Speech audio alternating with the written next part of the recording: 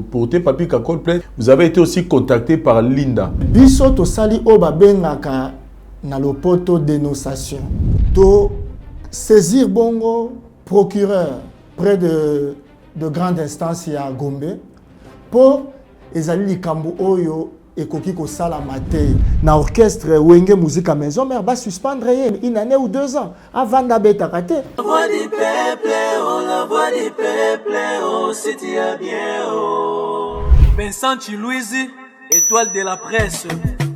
La voix du peuple, toujours longueur d'avance. Les informations partout dans les...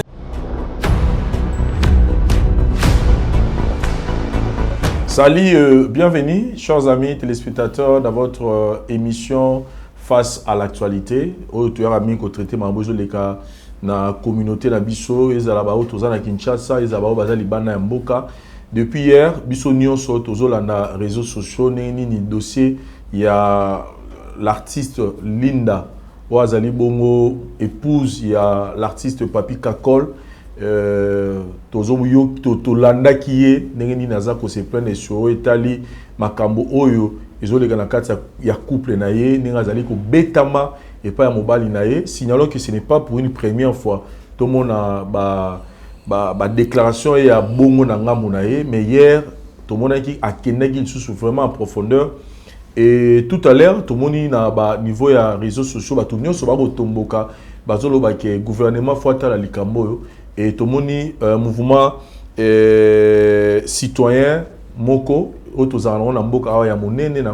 FSR, Force spéciale de la République. Tout le monde sali annonce Moko pour nous senga na ba kondiaboka to éviter to benga ngo ba porter plainte tonini. Donc tout le monde partout dans les réseaux sociaux nini bazako sala ba démarche alors to yeba nini bazali baza d'abord banani et puis nini balingi basala pona kosunga ndeko na biso ya mwasi Linda oyo azali bonko sibir makambo ya mabe oya ko beta manakati ya couple na ye. Lelo toyambi le responsable ya structure yango ya mouvement citoyen na kombo ya monsieur Yannick Bongibo yende to sola na ye initiative nini bango bazui pona koluka kosunga ndeko mwasi Linda oyo azali ko sibir makambo na kati ya couple na ye. Sans plus tarder nazo sala appel na invité na nga ya mokola lelo monsieur Yann Bongibo. Bonsoir et bienvenue.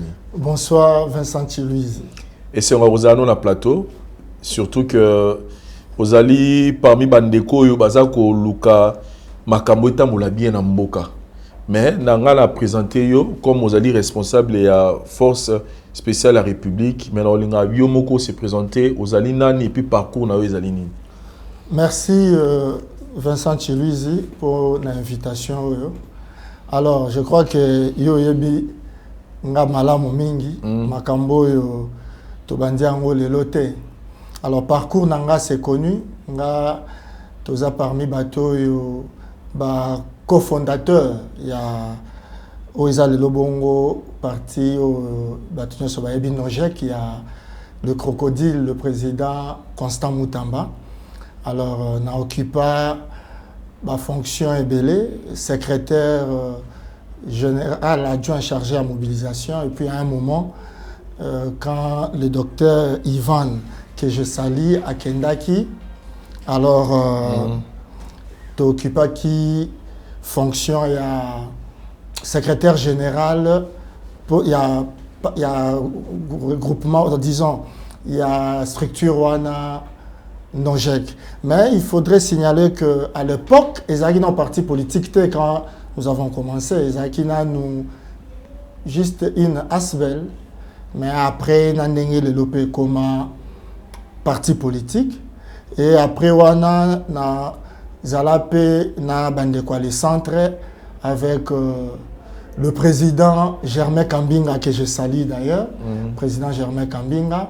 Alors, le président Germain, ezalaki bongo tango basali plateforme électorale wana pour la élection il y a 2018 le centre. Donc les centres à l'époque ezalaki kaka plateforme électorale, les agina nos partis politiques té. Et les bongo na période wana nga nazalaki vice-président, il y a Ligue de jeunes, il y a les centres avec le président Germain Kambinga et la nouvelle énergie Joseph Banga qui a que je salue aussi. Alors, bongo kolongwananga wana nde omoni toaki ko créer force spéciale o ezali bongo po bato ebele bazo comprendre te ebele pe bato na biso force spéciale eza parti politique ezali non. Force spéciale eza parti politique te. Force spéciale ezali bongo mouvement citoyen. Donc c'est juste une structure, hein, une structure jeune, donc une structure citoyenne, si je peux dire, qui défend les bonnes valeurs.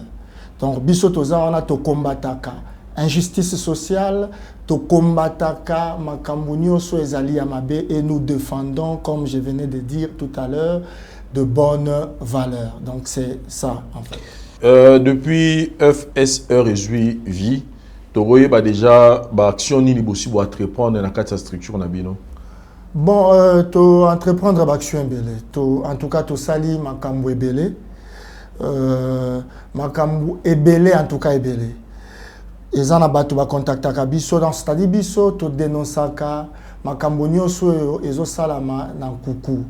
Pour moi les en abatu ebele baza victime ya ba injustice, victime ya makambu ebele, mais baza la mutute akolobela bango. Alors biso mouvement na biso toza ona pona bongo. Oui, dernièrement, Chiluizi, il y a un dossier où il y a une dame, c'est vrai, total arabisonio sur la télévision. Bongo, makamona bango les kaka, kangara bango, je crois, sur les criminels, des histoires un peu comme ça. Mais après, la dame, a salaki, a purija qui peine naie, a sali, ils ont naie, na groupe ya baninga naie, ne bazalaki. Mais tant que koki, a silisi pen naie abimi a libéré en bonne et due forme, mais à outre cause la dernièrement victime il y a chantage, il y a menace, tout muso ba komi koloba ke non moni ba criminel ba zongi. C'est vrai biso toza ko encourager en côté, mais il ne faut pas toti karake batonde ba se faire justice ozomona bongo eza malamuté et eza yo nanga itende fotolo ba ke muto yo aza coupable ou pas. Et la justice, il faut établir culpabilité, il y a moutou. Alors, bateau babande ko s'attaquer na ye, comment il y a un problème, la famille moko awa dont j'étais le nom. Mais après, nous on a quand même mobilisé nos avocats, bakenda ki bongo en tout cas parce que il fallait démontrer que parce que bateau bazo bosana. Bino bomonika makambweleka ki ba condamner moutou. Le corps va condamner qui metangu asali peine na ya purijango esili bino bokoki ko ya lobité soki bomoni azotambola boko mako agresser boko mabola musasu likambwango ozomon alors biso to telemaki to dénonçaki yango to saisissaki justice et puis après ba interpellaki ba ndeko wana et makambo wana ba mettre bango en garde avec le document à l'appui, effectivement, ils étaient dans l'erreur. Donc, des makambo bongo, ils ont makambo belé, baka eza ebele. Donc, oyo biso tozalaka wana to défendre kango. Ah, ils ont la makambo wana te même na makambo etali mboka. Biso to tele makawana po na kolobela kaka population. Très bien. Et tout à l'heure, nous avons fait l'annonce dans le béti lisolo ya ndona biso Linda. Oui, azali bon danseuse kala et pas ya Weranson le roi de la forêt na nzela na imité mais tout en arabe monté manae beta qui peut tout en agi na papi kakolo azali drumer lelo bazana balana et puis bazana bana toto mona dernièrement ne mona moko pas qui lipamboli ali bala mais tout moni na ba réseaux sociaux neni ndeko moi si Linda ko aye na ba panel pour la expliquer neni nazali maltraité na kati ya couple nae. Et du coup, tout le monde les lettres na bino tamboli réseaux sociaux mobimba. Autozo monde on dirait vous porter plainte et pas porter papier kakol plainte. Est-ce que vous avez été aussi contacté par Linda pour que vous ça ba démarche non so bosali to ezara la volonté na bino nenge bosoki bosala na volonté est-ce que mi beko et pesi bino autorisation là il y a pour porter plainte contre kakol alors que Linda non peut-être à se prononcer dans la justice. Voilà, je voudrais ici éclairer un peu l'opinion pour la question elle est tellement pertinente. Alors, il faut tout répondre en gros, malamu mingi po bandeko, bazota la biso, ba comprendre. En tout cas, na olinga bongo, moi, tant où tu passé 10-20 minutes, et ça la bonne émission pédagogique, hein, pour tout sunga bandeko ebele, parce que moni, bah tu es belé, tu as la makambu pour tu éviter mi beko elobini. Ozomo, ya on a olinga penza lelo, to zala penza, to lo bango malamu mingi pour ba to ba comprendre. Nalinga lo baboy, biso to porter plainte te, mais biso to sali o ba bengaka na lopoto dénonciation. Ozomo. Et là il faut ba to ba comprendre les années. Au moni infraction d'ailleurs, au moins procureur même de la République, procureur n'engaza on a musala rôle na yezalaka ya kokende na balabala koluka bongo ba fait infractionnel. Ozomon. Donc ceux qui a moni batu bozo bunda bakangi bino les infractions, moto zo finga mutu les infractions. Ezaka rapport au moni na mboka na biso ngo yo yebi na mboka o to kutana na yo libanda. C'est-à-dire il suffit bunda. Même si moutoumok ye oyo bundi na ya porté yo plainte te, mais kaka bato bazala ki wana ou bien police azui ou bien moutoumoko et c'est OK. Ozomon. Alors biso to sali o babengaka dénonciation. To saisir bongo procureur près de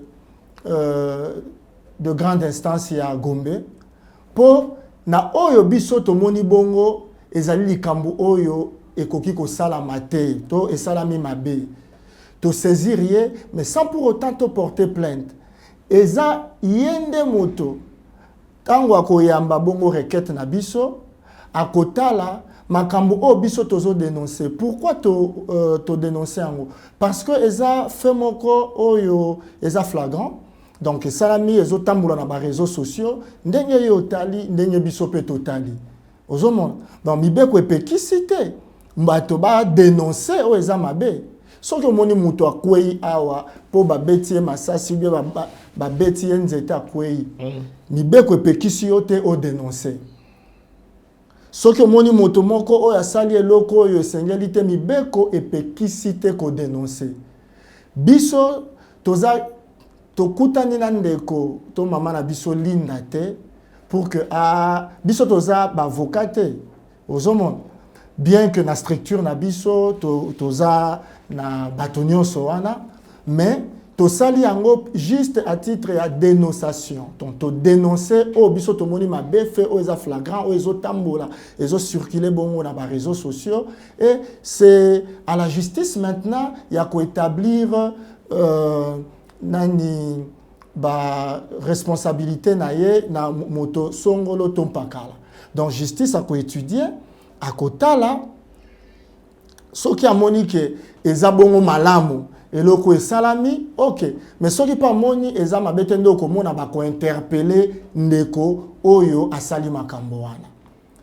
OK mais na kotala jugement na bino nini na likambo eloko tolinga yito loba eza boy omoni na lobaki lelo émission na biso il faut penza eza la pédagogique po bato bazota la biso na ndako bayeba nini esengeli kosala na nini esengeli kosala te. D'abord ngata on a kwei na ba élément wana.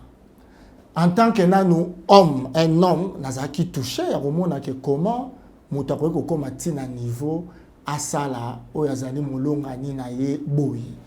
Ozomon. Donc en tant que nanu mobali na condamné acte bon parce que un homme ne peut pas faire ça. Aux hommes. Alors, Yami Balé, Nazala qui touché en tant qu'humain. Un humain ne peut pas que ça la oyazalipe ne konaye humain makambo ya bongo. Et likambo et salami. Eza bongo mbeba, ezali infraction. Oyo babenga kanalo. Parce que il faudrait dire un article soko au tali na constitution na biso un article je crois 16 si je ne me trompe pas il y a constitution. Bazolo bake la vie pardon humaine est sacrée. Donc la vie humaine est sacrée.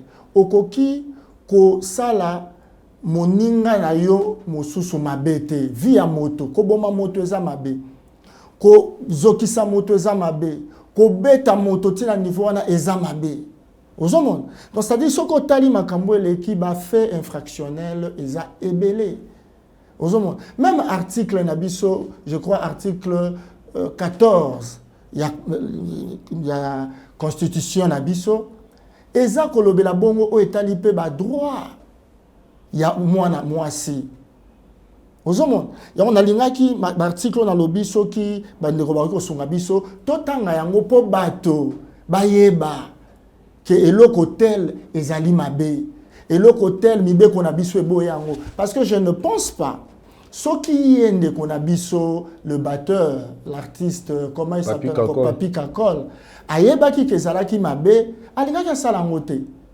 Au moins soki muto akobanga ko sala likambo. Peut-être pour bon azolo ba par rapport à l'éducation na ye akoki ko sala ngote, azana ba retenu ou bien voilà. Mais mususu akobanga pe ko sala po ayebi ke soki na sali yango ezali mbeba. Bande ko basi pe il faut bailler baba droit na bango pour que ba permettre n'importe quoi te. Ce que l'autre salami ba dénoncer parce que libala ezali terrain à ring te. Libala ezali partenariat ya batumi balé eza union o bosangani pour na ko partager vie na bino commune. Ozomon mais exacte pour motomoko aya ko sala moninga mususu mabe eza vice versa tozo condamner ka tozo lo baka pona mobilité même moi si o ya beti mobali ou bien sali mobali mabe azoki si mobali faut ayeba ke mibeko etelemeli yango mon lelo na lingaki to sunga bandeko oyo bazolanda biso po moto na mutu ayeba ke bon eloko tel ezalaka mabe eloko tel ezalaka mabe okomona ke makambo mingi bato baza ignorant bako sala ngo lisusu te po bakoyeba ke eza mabe toko tala soki otangi na lobaki awa tout à l'heure pour na article 16 na ya constitution article 16 ya constitution na biso ezoloba boye la personne humaine est sacrée. L'État a l'obligation de la respecter. Pardon. L'État a l'obligation de la respecter et de la protéger. Osons-moi, on est à l'article 16 de la Constitution. Quand vous yoye, au bomim deko, au zokisin deko, osons-moi, donc aux alliés, osali obabenga kambeba obuki mibeko ya mboka na biso parce que mibeko ya mboka na biso ezoloba ke moto la personne humaine est sacrée ozomona ndeko na alors ndo moni ndeko na biso o ezali bongo artiste ozo Papi Kakol mbeba ya liboso eza yango wana pourquoi parce que kobeta mwasi na yo et là comment côté zopé ça yo droit au bêta moi si na yo au commissaire eti na lolengi otomoni biso so na ba réseau ko bêta moi si za mabete mais ko commissaire lolengi on a des mabe non même ko bêta moi si eza mabe donc moi si ko bêta été o bêta moi si no pona nini yo so moi si no abeti ko sepela après to kolobani ni que te biso to za ba bantu on ne frappe pas l'homme non ndenge yo eloko même bible lobi eloko yo lingi basala yo te ko sala ngo muninga te ozomon donc yango mona lobi l'article, je crois, 14, tout en au roman na bazolobela, ba droit, ya mwasi, ya mwana mwasi. Oyo bande komibali, ope bazolanda biso, et sengeli bayeba. Donc, ba droit, ba sezalaka na potote, hein? Te, même awa, les amis que toza ignorant. Toza ignorant. Ok. Obindeko, ezala makambo ebele awa, tozo maîtriser te. Parenthèse kaka mukie, Total Ibisonio soit Tolanda, bien que je crois verdict que tomba qui le procès à Rebo. Il y a Rebo. Ouais, tomber les lots. Est-ce que Biki Zana Batouba condamna Bisso pourquoi? Parce que Bisso te dénonce qui en Balobio, non, comment Bino Bozaro dénoncer Makambo ya. Moutayibi. Bayibi. Donc, il y a sa victime. Non, et là, il faut pas comprendre les années. Na procès à Rebo. Nebo moni procès wana. Le tribunal militaire a été saisi pour incitation des militaires et violation des consignes. le tribunal n'a pas été saisi pour un cas vol. Donc,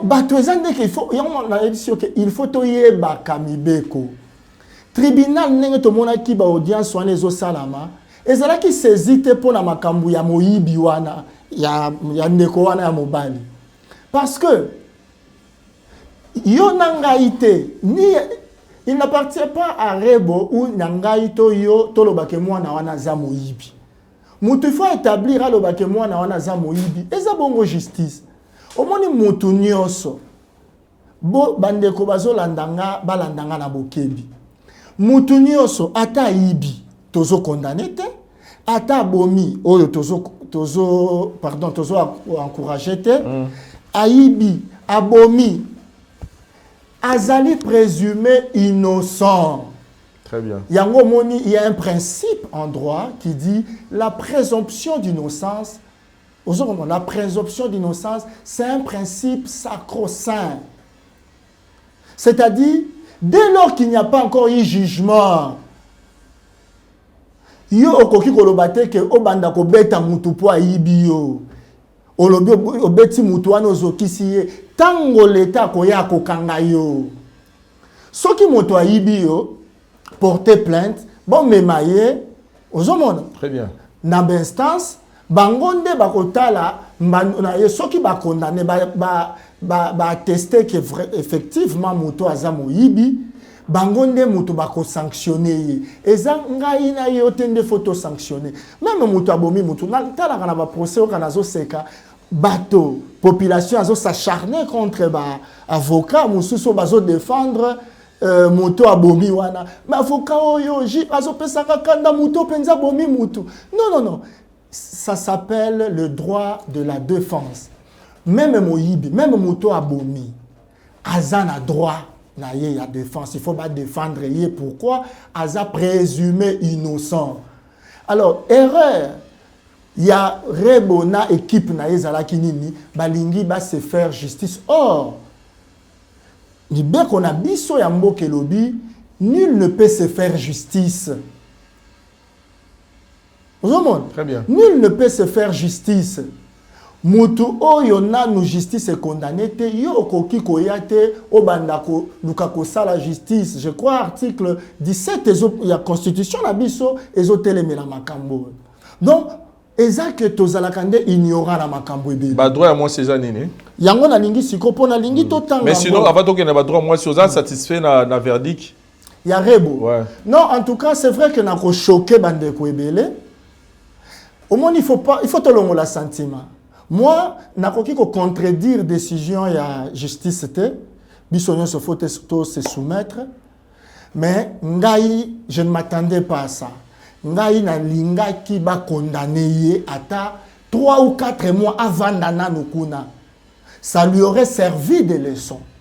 Parce que oyebi ndeko na ngai papa ko keneka ko samba no bi leçon ni na zui déjà. Ko kende ko samba stress wana zaki na wana oki ko samba papa ba soda batandami wana déjà aza déjà indiqué place aza. Oyebi alingaki lisusu azala na bokebi makasi soki avandaki ata 1 mois 2 mois. Na mona ki bandeko ebele basali be mission bazo défendre aza artiste na biso mboka bon. Donc nous permettons qu'artiste asala ba bavure ya bongo pour artiste na biso mboka. Nalobi boy to vanda na mboka oyo. Hein? Mais bavure suite ya nini zateka na sentiment, elle était sous le choc. Quel choc? Quel choc? Choc ya téléphone na ya mbongo to ya passeport na yo, il faut ozwa mutu. Totangi na yo awa balobi que la vie humaine est sacrée. Mais tala ndenge basalaki ndeko wana.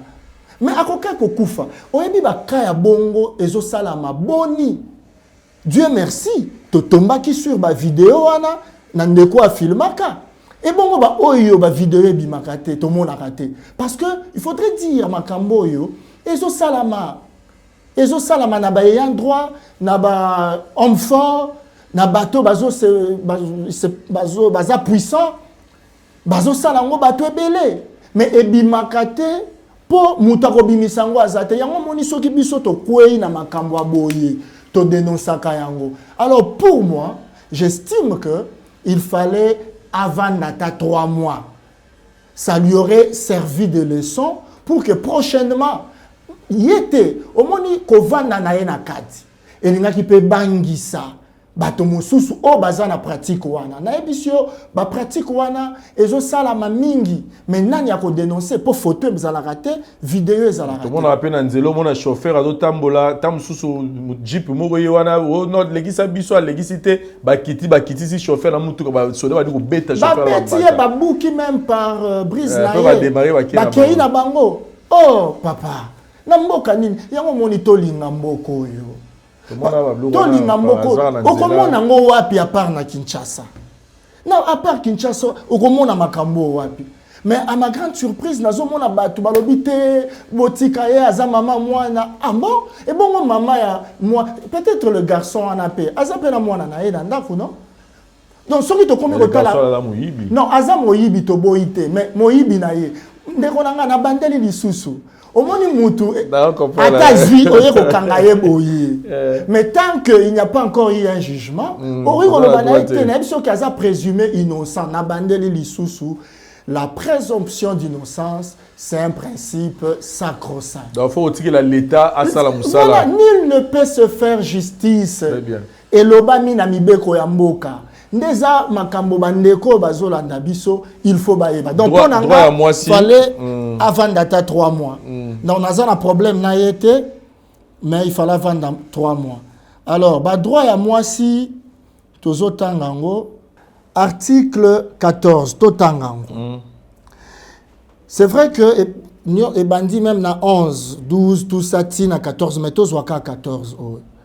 Et le biboy. Le pouvoir public veille à éliminer toute forme de discrimination contre les femmes et protège leurs droits. Vous comprenez? C'est-à-dire toute forme de discrimination. Moi, si naouté koloba tout à l'heure, azali partenaire na yo. Moi, si azali adversaire na yo te. Oyo okoki ko se permettre ya ko sala n'importe quoi. Surier. Donc, azana droit à respect, azana droit à makambo wana nyoso. Alors, moto yo, ozo, okomi kozwa mwasi na yo comme objet, okomi kozwa mwasi na yo comme, voilà, eloko moko, ville. En tout cas, il faut yeba ke oza en dehors ya mibeko. Ozo comprendre. Et, quand il y a le batteur Papi Kakol, asali akwei même na mbeba oyo tobengi na lopoto ya cause et blessure. Oyo zabongo interdit même na je crois na code pénal na biso il y a code pénal congolais article 47. Code pénal article 47 je crois livre 2. Vous comprenez? Au Romona, Ezako lobila makambo ba cause blessure, pardon, j'allais dire volontaire. Eza mbeba. Yango moni biso to sangisi biloko wana nyoso belema de fait o. To saisir procureur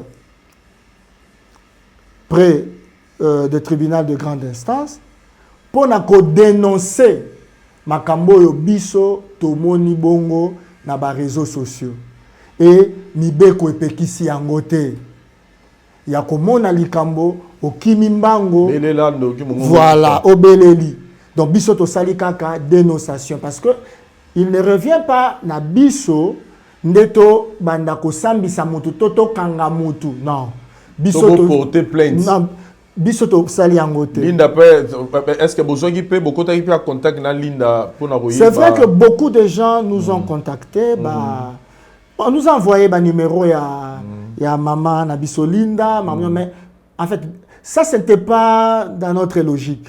Biso tant to moni to linga na lukaka to dénoncer parce que na uti koloba tout à l'heure musala ogu biso to sali même si biso to sali yangote loko faut batu ba yeba. Donc c'est-à-dire même biso to sala ki yangote le procureur pouvait ou devait se saisir d'office. Ozomon, dans le bac yango ne bandeli a rôle na yende yango ya kokende libanda koluka ba fait fractionnel aluka banani bazo buka mibeko biso to sungi e kaka bien que va sunga l'état c'est-à-dire que biso to dénoncer kaka pour te que peut-être yo ebité tale le moko ezao et to kolemba kate yako telemelaka makambo pe yako dénoncer ngo. Nous sommes parmi ceux-là qui ont aussi dénoncé makambo ya ndeko na biso to utikoloba la chanteuse. Oui. Biso neto dénoncer qui pe yango. Donc biso soki to moni mabe to kobelela. Parce que on est toloba ki likambo ya ndeko wana. Tozala na mboka oyo. Maman Biliabel ti maman na biso azokende na fin carrière na ye. Abeti sa mutu fimbute hein. Maman tchala mwana d'heureuse mémoire. Si à côté na sama bela beti sa batu fimbute. Alors il faut to zala na ba retenue. Succès to gloire et même bisoté na ba débordement to sala makambo et singulité. Pour ça la ezanini pour la kakol pour ça la bino FSR exemple FSR pour ça la bino ezanini biso lancer nino dénoncer voilà to dénoncer ndé na uti ko ebisa yo pour ça la bino ce ezani ba kanga papi kakol to ni. Oui mais il faut répondre na ba acte ya sali.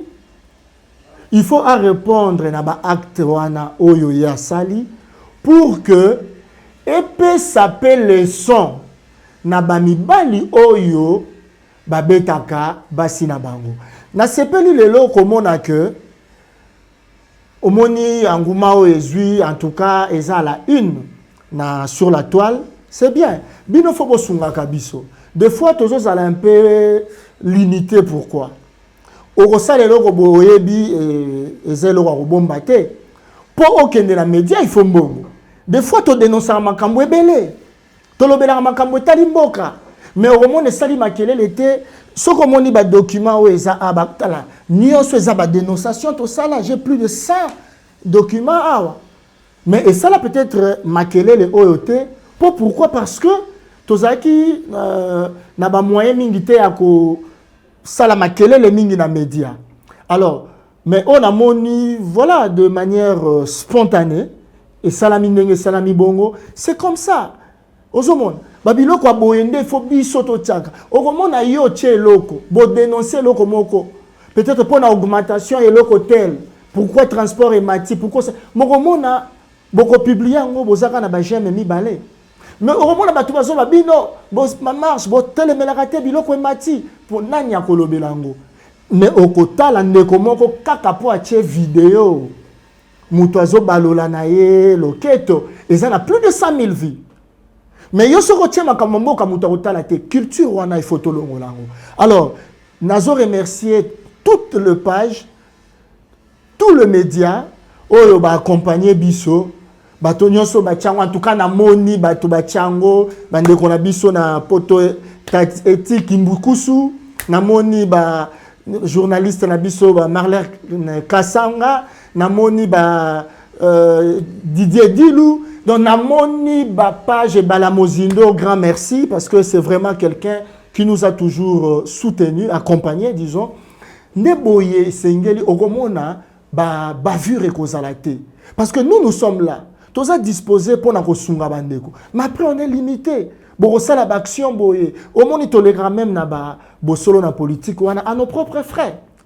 Yonangato yebi pour passer à bosolo na politique unité. Merci quand même yo à chaque fois au ben akangai na émission na yo d'ailleurs quand on remonte na yo no tselinga sous carburant ça m'a tout le temps donc honorable voilà donc Yann nangaki to concrete mais nangaki na zo aspect moropé pona ba audio tozo yo kapé baza ko acquiser donc na biso ya mwasi que azana ba pratique ba pratique muswa ko sala yango pe mtu ko suki sala peut-être motema ya papi kakolo tia ko sima na nzoto okolo banini pona yango comme tozana ba preuve te moyen to tanga pena ba pratique yango ezate mais mingi ba ko loba tozo rapé na bodio nire ndeko mwasi pe azana ba pratique ko eza ko pousser papi kakolo motema esuka ne ba commander ba lobaka.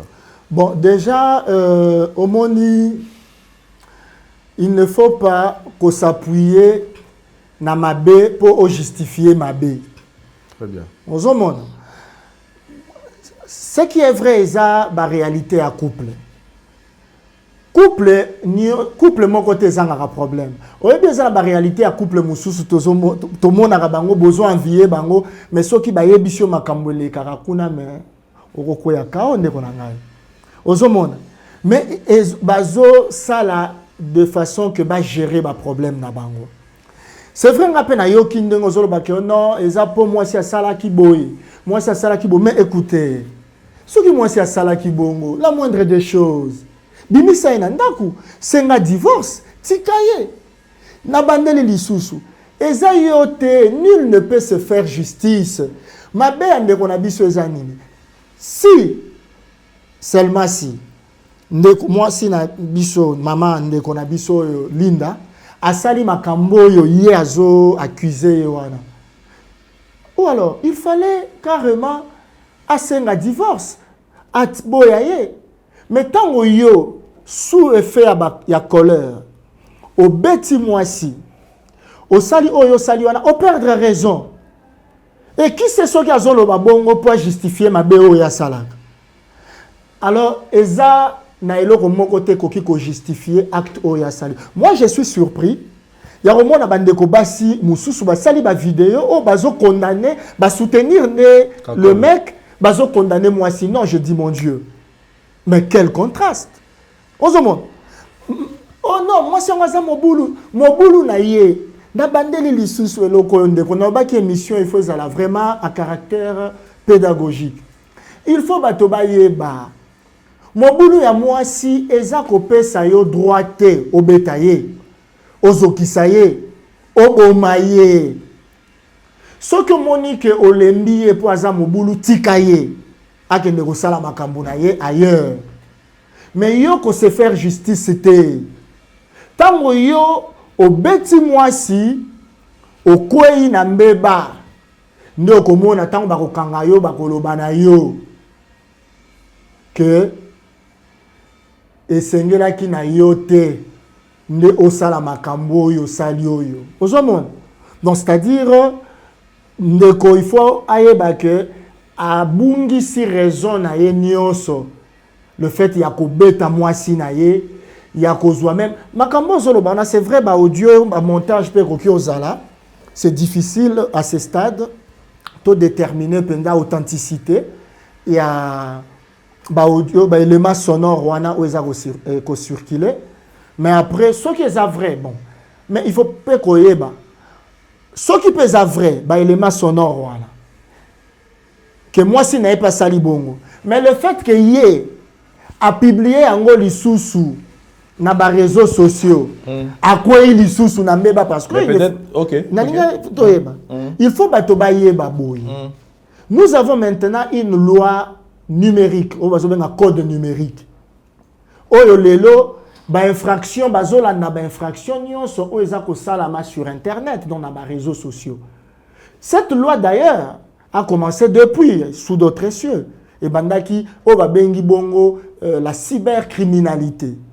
Ba te belé ba yebaraté par yango zomona mutu azako se permettre azwa nudité ya mutu a publier ndeko ba te belé baza victime ya biloko wana. Moi si a publié mobali a publié moi si to moto songolo a publié mutu bo.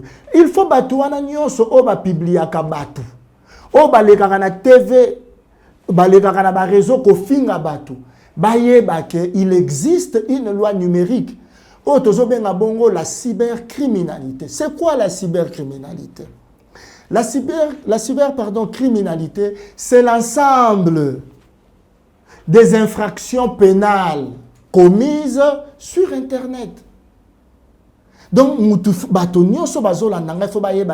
la cybercriminalité est un bon infraction. Et ça, ensemble, il y a une infraction pénale commise sur Internet. Si vous avez un cambo, ne sengeli ko vulgariser bato bayeba. Ndeko na biso ministre ya jeunesse makambo ifo kosala yango wana ba jeune belé bazako se bazo bunga na eloko bazo kwena mbeba po bayebite ngana lingaki kutu ba wina no wana ezala nde pona makambo aboye bato bayeba ko sensibiliser bato potala to ndenge to komi lelo Likamuke mutu azui penza, azui téléphone na ya tche, abandi ko finga mutu, abandi ko loba via privé ya mutu, abandi ko loba makambo yo ya somo, azo toucher même intégrité physique ya mutu. Ozomon, mutu azo se permettre azwa vidéo na ye. Il y a vidéo ya partenaire na ye. Facilement comme ça publié en gros. Or c'est une infraction. Bato au sein en prison. Au fouteli yango pe ba mande belé mais nyonso batu ba yebaki yango te. Donc ndeko na biso o lobby artiste le batteur Papi Kakol au-delà ozomona ba infraction o ezozela donc au-delà ya cause et blessure au-delà makambo nyonso ya sali wana. Donc si il s'avère que yende muta publié lisusu a tcheba audio dans la place publique à cause de la lisusu poursuivi pour sur selon la loi, on a dans la loi sur le numérique, le code numérique, pour qu'on exposer vie, il y a partenaire naie na est-ce que oui rançon n'a pas de responsabilité dans Makambo le patron il y a Papi Kakol est-ce que n'a pas de responsabilité dans Makambo est-ce que a implication particulière face à non non c'est Aza impliqué d'une manière ou d'une autre Aza impliqué pourquoi parce que l'infraction est individuelle.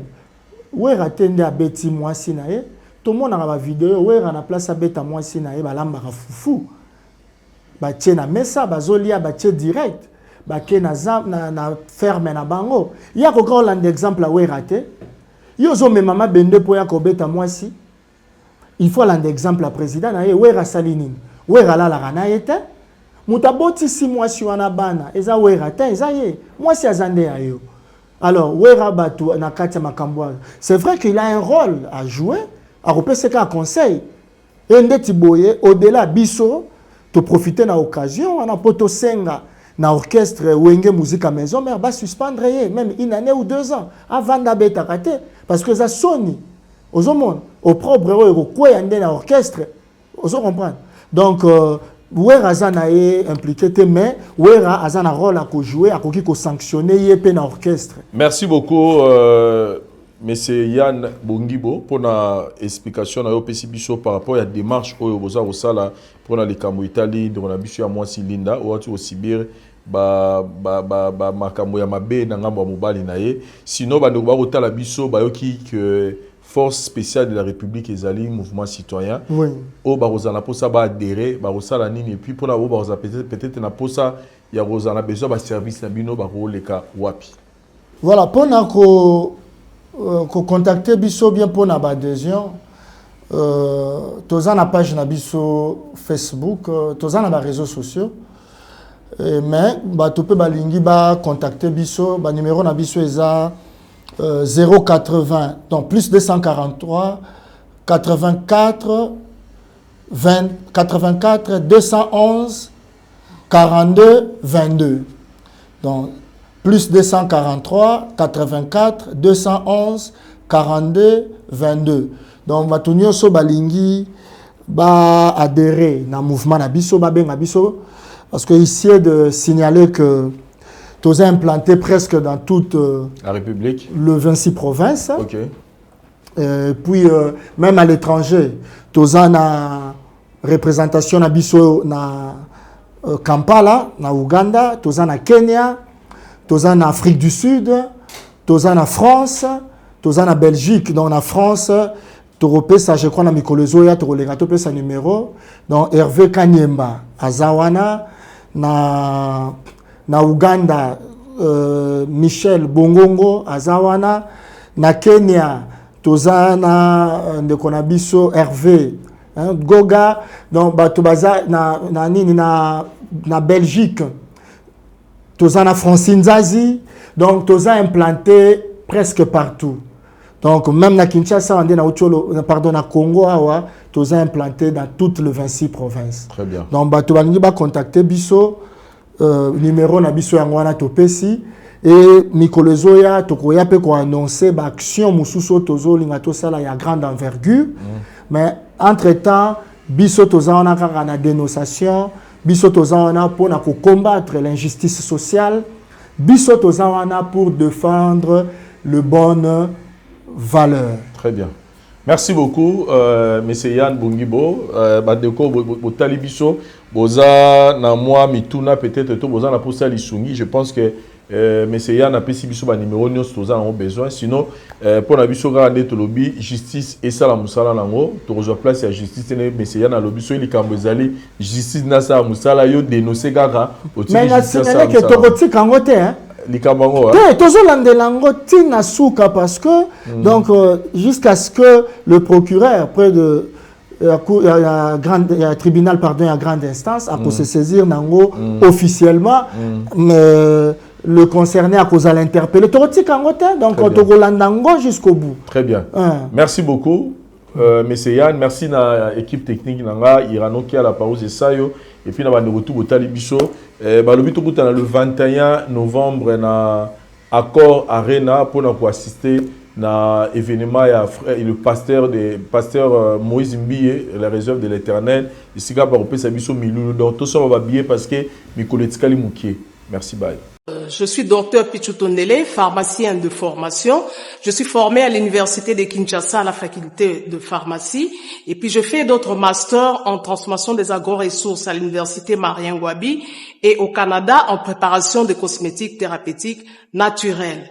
Et c'est ce qui fait la différence du laboratoire CRMTA avec le tradi praticien, c'est que nos produits subissent différents tests, des tests toxicologiques et de tests des essais cliniques.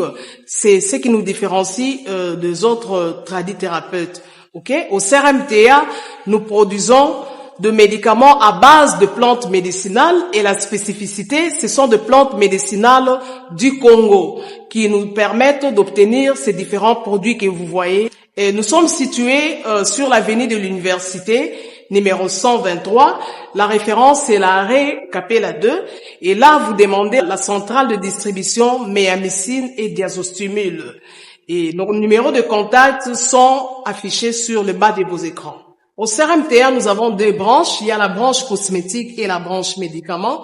Dans le cosmétique, nous avons Dilsi au collagène pour le traitement de tampons, de rides, de cernes, de poches.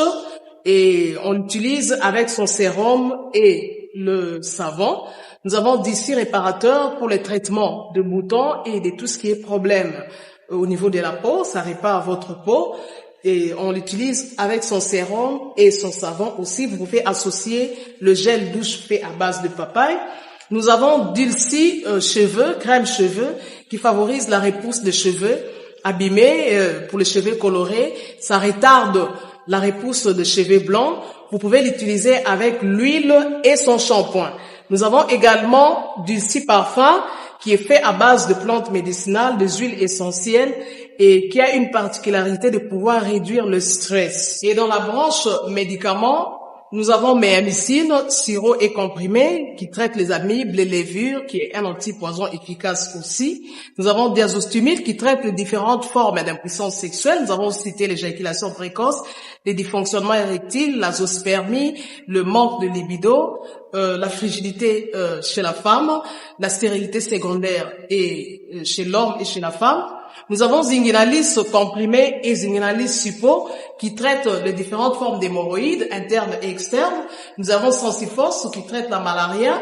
Nous avons Diazolex qui traite les différentes formes de douleurs rhumatismales, douleurs au niveau du dos, allergie au pollen. Nous avons Méamycine crème qui traite les différents problèmes de la peau, entre autres les eczémas qu'on appelle communément en lingala maladie MPC, le mapalata, tout ce qui est problème de la peau, le psoriasis. Nous avons Diabéwine qui traite le diabète. Nous avons Allium qui traite l'hypertension. Nous avons la crème Borex pour rallonger et puis donner le volume au trésor familial ou à l'organe masculin. Et puis nous avons Menga qui traite les différentes formes d'anémie. Et enfin, nous avons Dr Matson qui est une tisane qui traite le myome, le fibrome, les kystes ovariens. Ça réchauffe aussi l'utérus de la femme pour favoriser la fécondation. Nous avons également un antipoison qui neutralise pratiquement le poison dans le sang.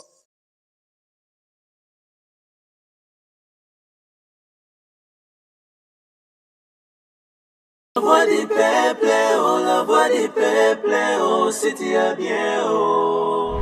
Vincent Chilouizi, étoile de la presse. La voix du peuple, toujours longueur d'avance. Les informations partout dans les